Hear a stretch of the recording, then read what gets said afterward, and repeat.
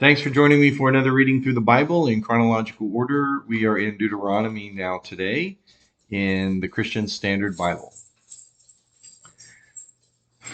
And that's the noise of my dog raining across the floor.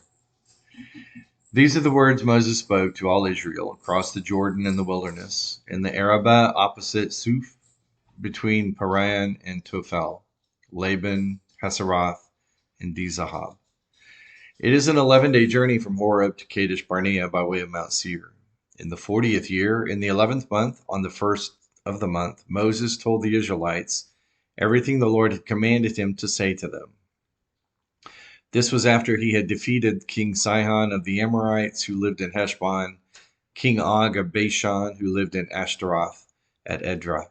Across the Jordan in the land of Moab, Moses began to explain this law, saying, The Lord our God spoke to us at Horeb. You have stayed at this mountain long enough. Resume your journey and go to the hill country of the Amorites and their neighbors in the Arabah, the hill country, the Judean foothills, the Negev and the seacoast, to the land of the Canaanites, and to Lebanon as far as the great river, the Euphrates River. See, I have set the land before you. Enter and take possession of the land the Lord swore to give to your ancestors, Abraham, Isaac, and Jacob, and their future descendants. I said to you at that time, I can't bear the responsibility for you on my own. The Lord your God has so multiplied you today that you are as numerous as the stars of the sky. May the Lord, the God of your ancestors, increase you 1,000 times more and bless you as he promised you. But now, how can I bear your troubles, burdens, and disputes by myself? Appoint for yourselves wise, understanding, and respected men from each of your tribes, and I will make them your leaders. You replied to me, What you propose to do is good. So I took the leaders of your tribes, wise and respected men, and set them over you as leaders, commanders for thousands, hundreds, fifties, and tens, and officers for your tribes. I commanded your judges at that time, hear their cases between your brothers, and judge rightly between a man and his brother, or his resident alien. Do not show partiality when deciding a case. Listen to small and great alike. Do not be intimidated by anyone, for judgment belongs to God. Bring me any case too difficult for you, and I will hear it. At that time I commanded you about all the things you were to do. We then set out from Horeb and went across all the great and terrible wilderness you saw on the way to the hill country of the Amorites, just as the Lord our God had commanded us. When we reached Kadesh Barnea, I said to you, You have reached the hill country of the Amorites, which the Lord our God is giving us. See, the Lord your God has set the land before you. Go up and take possession of it as the Lord, the God of your ancestors, has told you. Do not be afraid or discouraged. Then all of you approached me and said, Let's send men ahead of us, so that they may explore the land for us and bring us back a report about the route we should go up and the cities we will come to. The plan seemed good to me, so I selected 12 men from among you, one man for each tribe. They left and went up into the hill country and came to Eshkol Valley, scouting the land. They took some of the fruit from the land in their hands, carried it down to us, and brought us back a report. The land the Lord our God is giving us is good. But you were not willing to go up. You rebelled against the command of the Lord your God. You grumbled in your tents and said, The Lord brought us out of the land of Egypt to hand us over to the Amorites in order to destroy us, because he hates us. Where can we go? Our brothers have made us lose heart, saying, The people are larger and taller than we are. The cities are large, fortified to the heavens. We also saw the descendants of the Anakim there. So I said to you, Don't be terrified or afraid of them. The Lord your God, who goes before you, will fight for you, just as you saw him do for you in Egypt. And you saw in the wilderness how the Lord your God carried you as a man carries his son all along the way you traveled until you reached this place. But in spite of this, you did not trust the Lord your God, who went before you on the journey to seek out a place for you to camp. He went in the fire by night and in the cloud by day to guide you on the road you were to travel. When the Lord heard your words, he grew angry and swore an oath. None of these men in this evil generation will see the good land I swore to give to your ancestors, except Caleb, the son of Jephunneh. He will see it, and I will give him and his descendants the land on which he has set foot, because he remained loyal to the Lord. The Lord was angry with me also because of you, and said, You will not enter there either. Joshua, son of Nun, who attends you, will enter it. Encourage him, for he will enable Israel to inherit it. Your children, who you said would be plunder, your sons, who don't know good from evil, will enter there. I will give them the land, and they will take possession of it, but you are to turn back and head for the wilderness by way of the Red Sea.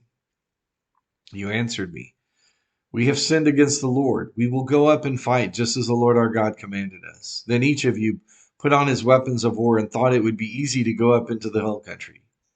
But the Lord said to me, Tell them, Don't go up and fight, for I am not with you to keep you from being defeated by your enemies. So I spoke to you, but you didn't listen. You rebelled against the Lord's command and defiantly went up into the hill country.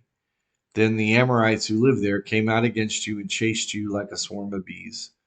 They routed you from Seir as far as Hormah. When you returned, you wept before the Lord. But he didn't listen to your request or pay attention to you. For this reason, you stayed in Kadesh as long as you did. Then we turned back and headed for the wilderness by the way of the Red Sea. So the Lord had told me, and we traveled around the hill country of Seir for many days.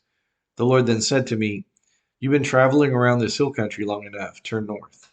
Command the people. You are about to travel through the territory of your brothers, the descendants of Esau who live in Seir. They will be afraid of you, so be very careful. Don't provoke them, for I will not give you any of the land, not even a foot of it, because I have given Esau the hill country of Seir as his possession. You may purchase food from them so that you may eat, and buy water from them to drink, for the Lord your God has blessed you in all the work of your hands. He has watched over your journey through this immense wilderness. The Lord your God has been with you these past 40 years, and you have lacked nothing. So we bypassed our brothers, the descendants of Esau who live in Seir. We turned away from the Arabah road and from Elath and Ezion-Geber. We traveled along the road to the wilderness of Moab. The Lord said to me, Show no hostility toward Moab, and do not provoke them to battle, for I will not give you any of their land as a possession, since I have given Ar as a possession to the descendants of Lot. The Emim, a great and numerous people as tall as the Anakim, had previously lived there. They were also regarded as Rephaim, like the Anakim, though the Moabites called them Emim. The Horites had previously lived in Seir, but the descendants of Esau drove them out, destroying them completely and settling in their place, just as Israel did in the land of its possession the Lord gave them. And the Lord said, Now get up and cross the Zered Valley. So we crossed the Zered Valley. The time we spent traveling from Kadesh Barnea until we crossed the Zered Valley was 38 years, until the entire generation of fighting men had perished from the camp, as the Lord had sworn to them. Indeed, the Lord's hand was against them, to eliminate them from the camp until they had all perished. When all the fighting men had died among the people, the Lord spoke to me, Today you are going to cross the border of Moab at Ar. When you get close to the Ammonites, don't show any hostility to them or provoke them, for I will not give you any of the Ammonites' land as a possession. I have given it as a possession for the descendants of Lot. This too used to be regarded as the land of the Rephaim. The Rephaim lived there previously, though the Amorites called them the Zazuman, a great and numerous people, tall as the Anakim. The Lord destroyed the Rephaim at the advance of the Ammonites, so that they drove them out and settled in their place. This was just as he had done for the descendants of Esau who lived in Seir, when he destroyed the Horites before them. They drove them out, and they lived in their place until now. The Caphtorim, who came from Caphtor, destroyed the Avites, who lived in villages as far as Gaza, and settled in their place. The Lord also said, Get up and move out and cross the Arnon Valley. See, I've handed the Amorites, King Sihon of Heshbon, and his land over to you. Begin to take possession of it. Engage him in battle. Today I will begin to put the fear and dread of you on the peoples everywhere under heaven. They will hear the report about you, tremble and be in anguish because of you. And so I sent messengers with an officer of peace to King Sihon of Heshbon from the wilderness of Kedemoth, saying, let us travel through your land. We will keep strictly to the highway. We will not turn to the right or to the left. You can sell us food in exchange for silver so we may eat, and give us water for silver so we may drink. Only let us travel through on foot, just as the descendants of Esau who live in Seir did for us, and the Moabites who live in Ar, until we cross the Jordan into the land the Lord our God is giving us. But King Sihon of Heshbon would not let us travel through his land, for the Lord your God had made his spirit stubborn and his heart obstinate in order to hand him over to you, as has now taken place. Then the Lord said to me, see, I have begun to give Sihon and his land to you. Begin to take possession of it. So Sihon and his whole army came out against us for battle at Jahaz. The Lord our God handed him over to us, and we defeated him, his sons, and his whole army.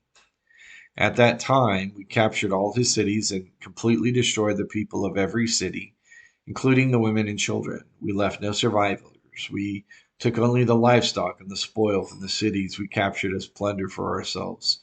There was no city that was inaccessible to us, from Aor on the rim of the Arnon Valley, along with the city in the valley, even as far as Gilead. The Lord our God gave everything to us, but you did not go near the Ammonites' land, all along the bank of the Jabbok River, the cities of the hill country, or any place that the Lord our God had forbidden.